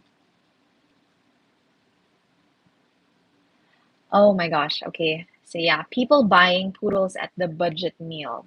Budget meal meaning cheap. Um, that's why I posted that previous video. The reminder about whether or not you're ready or you really need to get a dog or not, or reasons not to get a dog. It's precisely because of this. People will always sell at a budget meal or the cheap pups. You can definitely get a dog at a very cheap price. You can even ask for dogs. It doesn't if you don't mind like a purebred dog, you can get dogs for free. People can just randomly give it to you. But if all you want is cheap, that kind of tells me that you're not ready for extra expense. And vet bills are not cheap. It will never be cheap. It's sad for me to see in a lot of like social media and the internet are both blessings and curses because everybody just tries to search for information online, most especially medical related ones. I'm also quite guilty of this, especially for my own personal stuff. When it comes to the dogs, in the beginning, of course, I was also looking for cheaper options and stuff like that. But over time, through, various experiences, I would know when I would be able to fix it on my own and when I need my own vet. But as a new dog owner, it's quite hard. So the safest bet is for you to take them to your vet when your gut feel tells you that they need vet attention, because animals deteriorate fast, and if you cannot catch something early on, it just ends fast. Take it from me, it has happened before. So if you are just looking for a budget meal for a pet, maybe that's a sign to. I'm not saying you shouldn't get a pet ever, but take your time. Maybe, in the next few years, wait when you're ready, because it doesn't have to be now. We have so much time compared to them. Wait until you're ready, because really, I underestimated vet bills. And I hate seeing posts from Facebook, certain groups of people begging the social media and online people, telling them that their dogs are need medical attention, and they can't afford it. I know I will be judged for this, but I don't care anymore. For example, for as low as $100, they're begging the internet for $100. I know $100 is big for some people, and I'm not saying that that's the only way to go. But the thing is, if for as low as $100 you're gonna beg for money, $100 is around 5,000 pesos. If it's just that and you're already gonna beg the internet, can you imagine if your vet bill is gonna be like $500, $1,000? You can't just keep passing on the responsibility of these things to other people. I have had friends who are quite rich and moved to another country, but when they started asking for help, it was because their vet bill was like, I think, $30,000 or $50,000. If that were me, I would also try in every way I can to seek however way I could raise the money as much as possible for my own savings. But worst comes to worst, of course, I would prioritize the lives of my girls. And if I really, really can't, if I can't beg from like my relatives, then the internet would be my last resort. But that's like a super huge amount. And for me, I'm not saying it's reasonable, but relatively, that's more reasonable to ask for help, because that's an insane amount of money versus $100. If you can't even spare $100 for a pet from your own pocket, then I don't think you're ready as of the moment. Maybe wait later on when you have more extra to set aside, because having a pet is really just an extra expense, unless it's like a medical related thing that you need for people who need emotional support, or for people who need dogs to like aid their disabilities and stuff like that. That's a need. It's not an extra expense. But having a pet, like me having the girls, honestly, it's an added expense. And I don't even want to compute how much I would have saved, because I cannot even compare. From the girls saved me from anxiety, from depression, and that is priceless. I don't even know if I would be here if they weren't here. That if I didn't have them back then. So it's hard, but come on. I it's my pet peeve, and you guys don't have to agree. You can even hate me for me saying that, but I hate it when people beg for money online. You passing on the responsibility to other people. Like, yes, they care for you. Yes, there's social media and you have a strong following. But okay, maybe once, twice, go. But every time. Seriously, you shouldn't even have a pet in the first place if you don't have money to spare. You should be focusing on your personal finances first. Um, don't don't create a problem that's not there if the problem's not there. But I just really don't like it. I find it so, although there are really, really good people online and it's amazing. The internet can be both like toxic and beautiful at the same time. People are amazing. For example, I've had some of you who offered to donate money when Bailey was sick, and I totally refused it because you guys, I truly, truly, truly appreciate it, and I'm super thankful all the time. But I can still afford it. Don't worry. I will never ask for something that I don't need.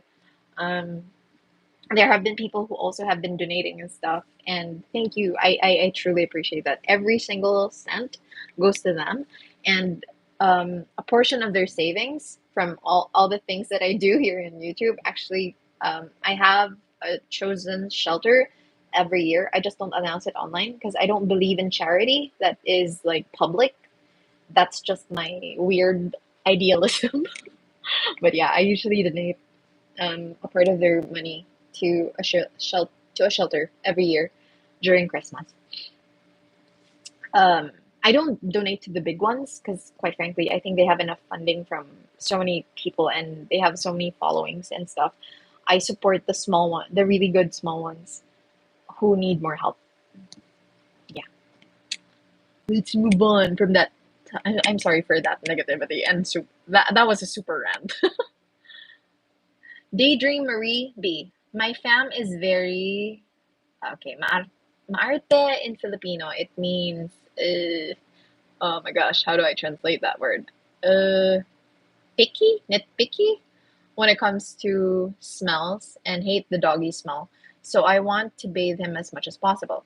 How often can I bathe a dog in a week? P.S. My dog colognes make me sneeze. Is it a poodle? If it's a poodle, it shouldn't smell within a week. I think it depends on the shampoo, maybe. But the most you can bathe a dog is once a week, as far as I know. Actually, the vets even discourage that. And like I said, no, I did not post it here. Of course, you guys won't know yet. But I'll be posting like an updated grooming list of stuff that I use. And I'm super obsessed with Augustine approved right now. It's this herbal bath that I swear to God, it removes the dog smell. Poodles will not smell. But if you have poodles like mine that, go to the garden and they walk around, I take them for walks and stuff. After maybe a week, at towards the end of the week, they will start having like a slight scent of like a doggy smell. And I get to smell it because my mom is sensitive to the smell, so I'm familiar with the smell and she doesn't like it. And that's what the sign where it's already been a week or actually so long as it's within 7 days, they won't smell. But after 7 days, they will start having that dog smell, and that's my sign that they have to take a bath. Chris Christensen will be able to hold it for at least around 8 days to 10 days of no dog smell. But after that, I will start. Um, but it's you can't compare it to the dog smell of, let's say, the stray dogs or like Labradors and stuff because poodles barely smell. It depends on how strong your sense of smell is, but I still smell it. But Augustine approved. Oh my God, it's amazing. It's really amazing. 2 weeks, no joke, no smell. I've tried 3 weeks as well, still no smell. It's just that I can't tolerate how they look like, especially summer, where because she's a cream, so she looks dirty. Com- well, if you would compare a cream to a white, a cream will definitely look dirtier. Like, look at it now. With this kind of lighting, she looks dirty, but she's actually very, very clean in white light. So yeah, I swear by that. Augustine approved super bath. If you guys have it in your country, try it. It's pricey, but the thing is, you don't have to bathe them as often as you would with a regular shampoo. It's $35, 30 to $35. Here in the Philippines, it's around 1,800 pesos. But it's good if you have toy poodles and miniature poodles. It's good for 40 baths. Of course, it's gonna be more expensive if you have the bigger dogs. But 40 baths. Imagine if you're just gonna bathe your dog every 2 weeks. So that's 2 baths per month, 2 to 3 baths per month times 3 times 12. Oh my god, my math. 36. So one whole bottle will last you the whole year. So it's not so bad if you think about it, if it's gonna last you the whole year. Not to mention, you don't need the sprays anymore. This is the first time that I will say that you will not need the Chris Christensen sprays. So I definitely saved a lot more money. I haven't used the spray on Summer in a whole month. And this is the second week and I've still just been brushing her straight, no detangling whatsoever. I can still brush her without her flinching and no mats whatsoever. So, super good product.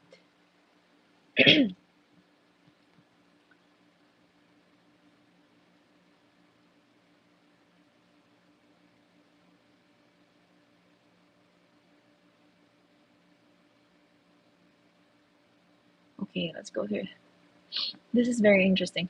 How do I make sure the puppy I'm getting is well bred? Hmm. I think I posted a video, not necessarily on how to know if your puppy is well bred or not, but how to find like no, the red flags of a breeder. So the opposite of that would be how you will be able to tell if a pup is well bred or not. But for me, number one is you have to ask for health tests. If they cannot provide you that, that means to say they don't even care about health testing their dogs.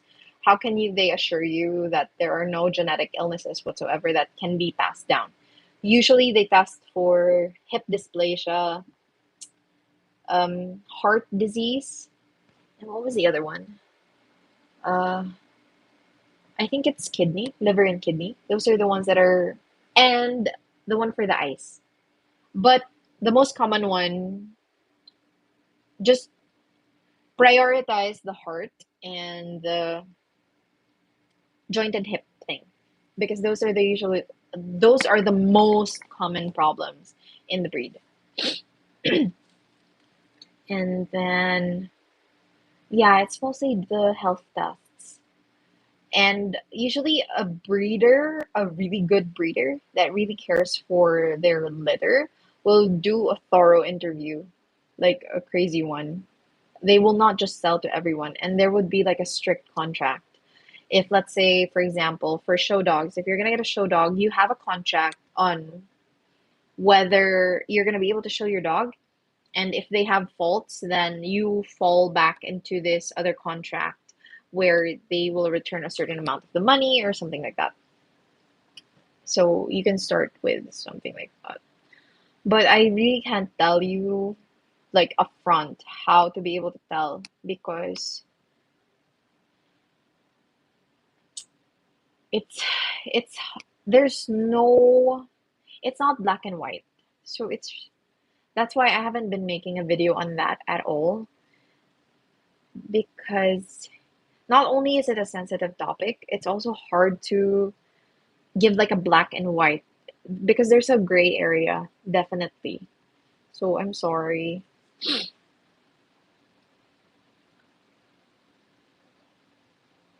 Oh, so yeah, health, and then make sure that the parents follow the breed standard, and the pedigree will also help. What else? Temperament of the parents. That will tell you a lot.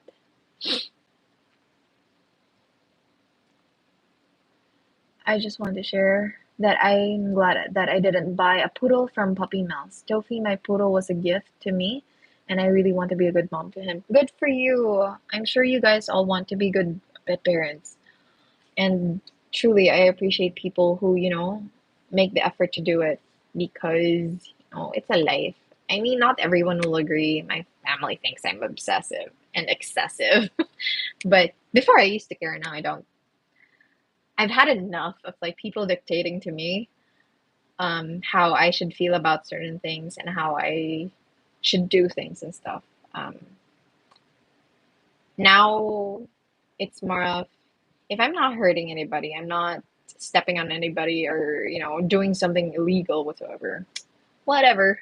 I will do what makes me happy. Okay, Justin. Hi, Poodle Mom. I have a toy poodle, and as well, I want you to know that what I want to know what tests you do for Summer and Bailey. You perform tests on them annually. Ah, yeah, sure. Um, so usually I do a regular CBC, a complete chem test. I think that's for the liver and kidney.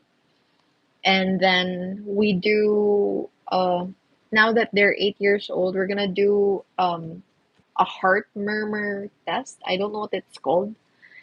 And titer tests for sure is annual. And then x-rays. For Bailey, it's for both her legs, back legs, for her luxating patella. For Summer, it's just a full X-ray to check if there's heart enlargement and stuff, and her lungs.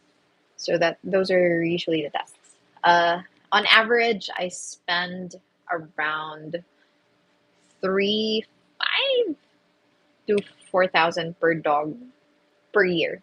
That's all in already for just the medical checkup and as well as the titer tests. That's around $80 to $100 if I'm not mistaken per dog. So around $200 per dog. $200 per year for our health tests. Wow, you're all the way from Malaysia. Hello. No, they don't live in Malaysia. I have really good friends who are Malaysians, and I absolutely love their food. I miss the food that their mom used to cook for me. I don't know what it's called, but it's an egg in this sauce that's really thick in oil, like yellow or orange oil, and you basically you use your hands and you mash it in rice because I think Malaysians like the Philippines, they eat with their hands also, and it was super good. And I miss that. It's like roti, but it's like strings, and then you dip it in different sauces. I miss traveling. It was so good. Nicole, Andrea, I don't judge you, and I agree. It happens so often because of the budget meal. Thank you. But yeah, those are my pet peeves when it comes to like animals and stuff. Oh my gosh, yeah, people here they beg for money even for vaccines, and they make excuses that they have families and stuff. Like I get it, but you chose to have the animal as an extra expense. I mean, come on, face the consequences. Your choice, your consequences. Don't pass it on to other people. Our choices, we face the risk. There's always a consequence to every choice that we make. So we face the consequences because that's our responsibility. We don't let people face our own responsibilities. We're responsible. We have to be responsible for our own stuff.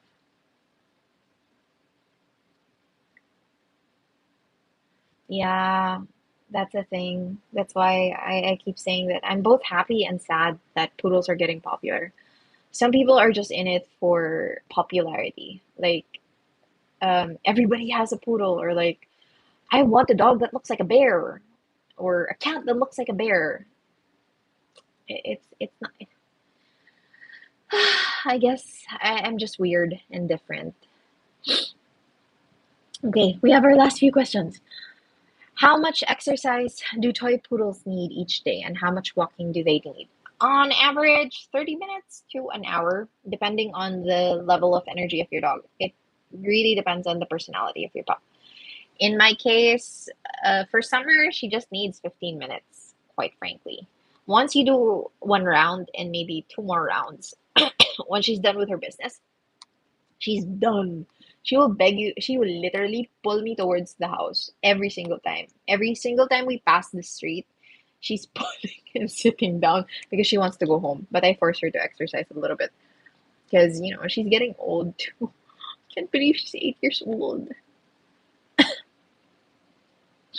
So it depends on the dog. For Bailey, she can do even 2 hours. It's me who gives up because I just can't. I have a life.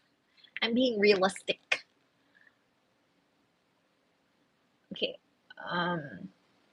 Yeah. High five, girl. Same pet peeves with the pet industry. It's crazy. And what's sad is everybody just wants to be an expert. I'm not okay.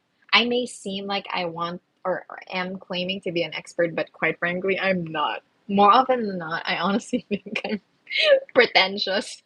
Like I feel bad when I post certain videos sometimes. That's why I'm super careful with what I say and what I post online.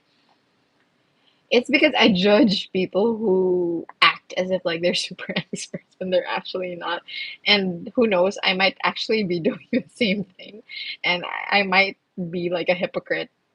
And I totally apologize if I come out as something like that. But really, um, I'm really just sharing what I know so that it's out there. Uh, Not like how clueless I was. Daydream Marie. He's 4 months old, and I use Saint Roche.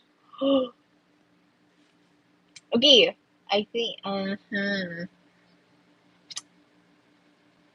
I did not say the brand, but I kind of know the owner, and I don't support the brand. Let's just leave it at that. Um, Depending on your budget, are you willing to spend a little bit more? If you can, try Chris Christensen, or I will. I, I I'm not affiliated with Augustine Approved, just so we're clear. But really, Super Bath, Augustine Approved, Super Bath for bathing, grooming. You don't need sprays. You don't need all the other stuff. You don't need conditioners. You just need that thing. It's amazing. I don't. I definitely have a video on that very soon, especially in the since it's March, so it's summer. I scheduled it for that time, I think. Augustine approved super bath. Go for it. You can use it as a shampoo where you will treat it as tea and you put it like in a teacup and then you use that to rub off your dog's clothes or like what I did. Please check TikTok or I'll try to post it in the YouTube shorts. Yeah, I think no, it will not. That's the reason why I did not post it on YouTube Shorts because YouTube Shorts, their limit is 60 seconds. And the video that I made that time was, I think, around 2 minutes. And it's in the portrait thing. So I don't find it nice if I would post it as an actual video. I'll try to reshoot it maybe just for YouTube. But yeah, another option is you will put it on a pail and let it soak there, and then you basically dip your dogs and just rub it all over them and stuff. It's great for any skin condition, and I can't explain it. It's really good. Just the video will definitely come up for Augustine approved. I promise. I promise. But yes, Stella watches. Oh, thank you. I appreciate that. Thank you for supporting the channel. Um, Another question. What are your favorite poodle colors? Mine is silver, always been my dream. Poodle colors. My dream was definitely a red poodle, which was why I got Bailey.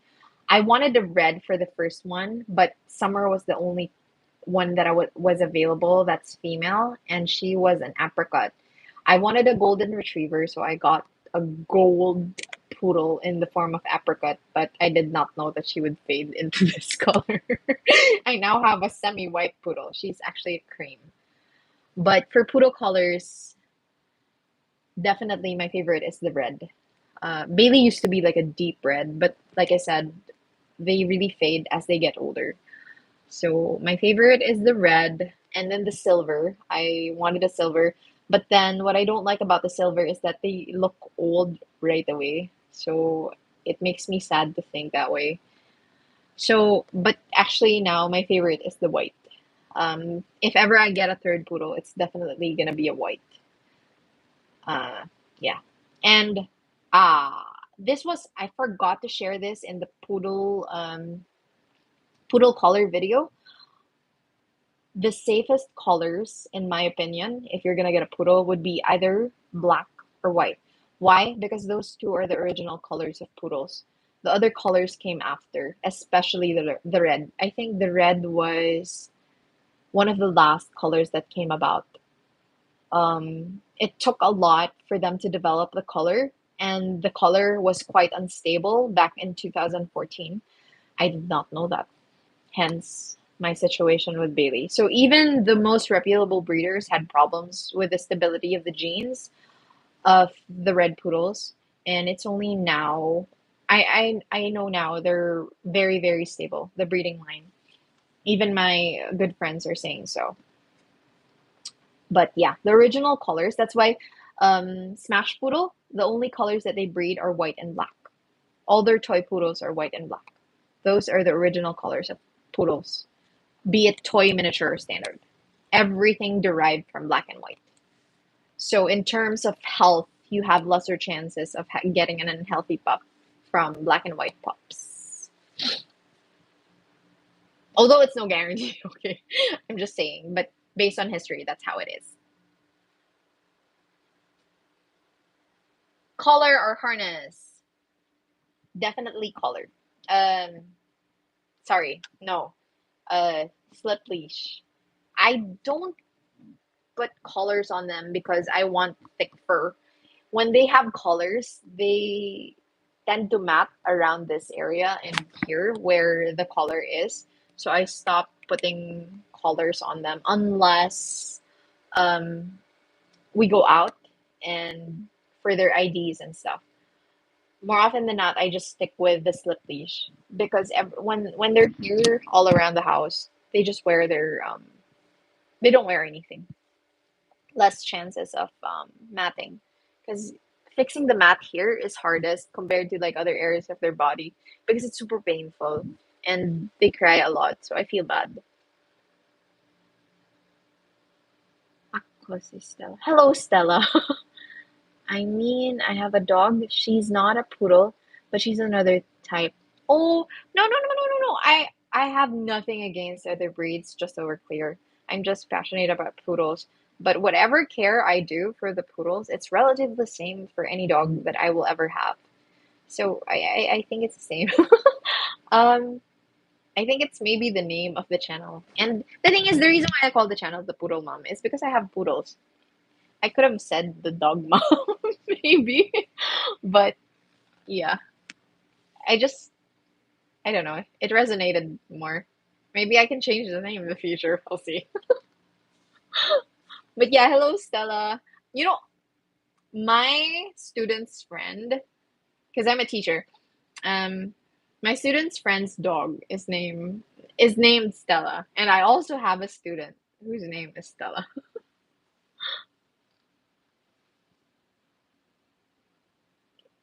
Just to know. Oh, oh my gosh, we thought the same thing. I wanted to have a golden retriever. Yeah, my dream dog is a golden retriever, but I can never have a golden retriever. I I have accepted that reality already. I can never have a golden. And I smelled? What's the proper English for that? Um, Golden smell.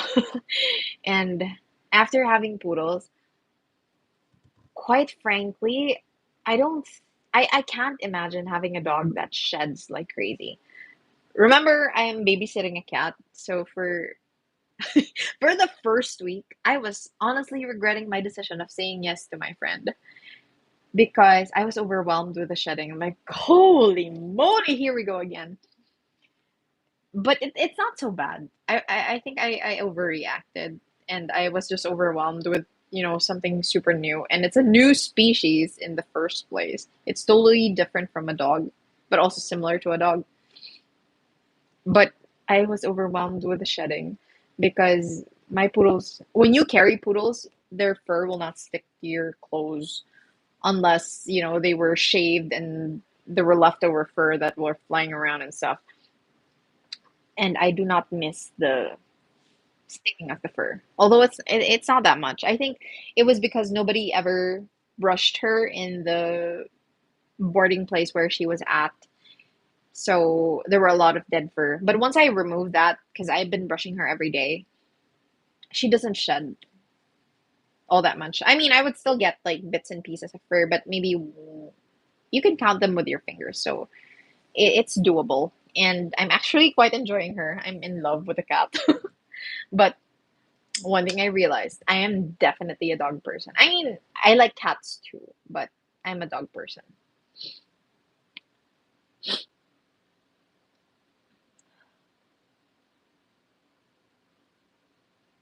Stella washies? Stella? Ar- Stella? I'm a Korean dog, like she's 4 years old. Oh my goodness, are you Stella? Stella? I don't know. She might be my student. I don't know. Maybe. Oh my goodness, Stella. No, okay. I'm not gonna say your last name. Stop. Let's end there. Hi, Stella. How are you? I haven't seen you for a while, sweetheart.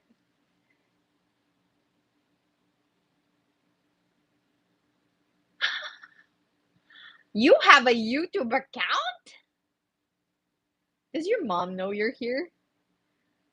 Yeah. Meet Stella. She's my student. I teach her in person. You have not called me in a long while, sweetheart. And I cannot believe we're talking here. Let's not talk about our personal stuff here. Okay. All right. I think that's pretty much it about all the questions. If you have, holy moly, this is our longest video live so far. What time is it? It's 11. That's like 2 hours. Yeah. Okay. You lost my number? I know. I'm not gonna put it here, sweetheart. Email me? You still have my email, right? You're kidding. No, your mom has my number, or ask your uncle. He has my number. Okay, let's not talk about it here. Stella, this is public. You don't talk about these things here. Okay, so that's about it. Thank you guys so much for joining us and for staying for 2 hours. I cannot believe we stayed for 2 hours. I was honestly scared to do another live because it's been a long, long while. And I wasn't ready, quite frankly. But thank you so much for joining us. Let's still do this regularly. We'll do it once a month. I think that's doable for me. And it's always nice to like keep in touch. And I promise, let's definitely do the interactive live through either Instagram or TikTok. If you guys are interested, um, message me or like comment down below which one do you guys prefer. Or maybe I can make a poll which one would work better for everybody, either TikTok or Instagram, because they have those the dual function where you can invite other people or you can ask to join the live, so that we can do like a live Q&A for issues and stuff, because that way it's more interactive with when it comes to like sharing the experience and learning from it. And that way I can maybe do the demo in person as well. And maybe for the first time I'll actually do like a day live instead of like a night live because right now it's actually um nighttime in the Philippines. It'll just be adjusted a little bit. It'll be the reason why I do this is because more than half of the viewers are from the West. So I wanted to make sure it's the most convenient time for other people. So yeah, thank you guys so much for watching and thanks for supporting the channel until now. We're almost at 10K. I cannot believe it. I can't believe I'm still doing this. When I started YouTube, I was only doing it for fun during the pandemic. And then poof, here we are. We're still here. Oh, thank you so much for watching with your fur babies.